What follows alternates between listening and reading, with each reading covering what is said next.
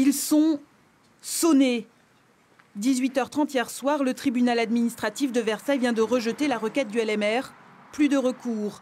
Le club lillois redescend en Fédéral 1.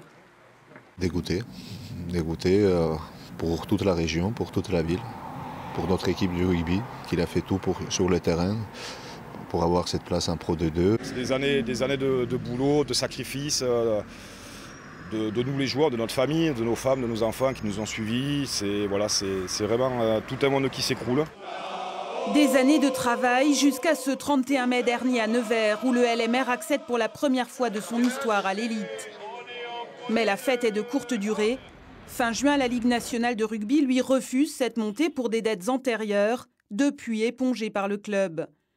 Hier soir, son président dénonçait une véritable injustice et le manque de soutien de certains. Je suis révolté, moi, que le ministre des Sports ne soit pas intervenu devant notre injustice.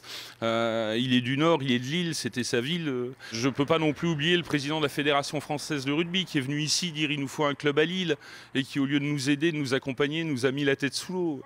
Le club a-t-il été victime d'une cabale anti-nordiste, d'une fédération plus favorable au club du Sud? Dax remonte en Pro D2 au détriment des Lillois. Voir comment on peut rebondir, voir comment on peut continuer à se battre et puis on va voir les solutions qu'on peut apporter aux joueurs. Des recrutements et des salaires prévus pour l'élite, mais un budget désormais amputé de 3 millions d'euros. Les dirigeants doivent résoudre cette douloureuse équation et préparer l'avenir.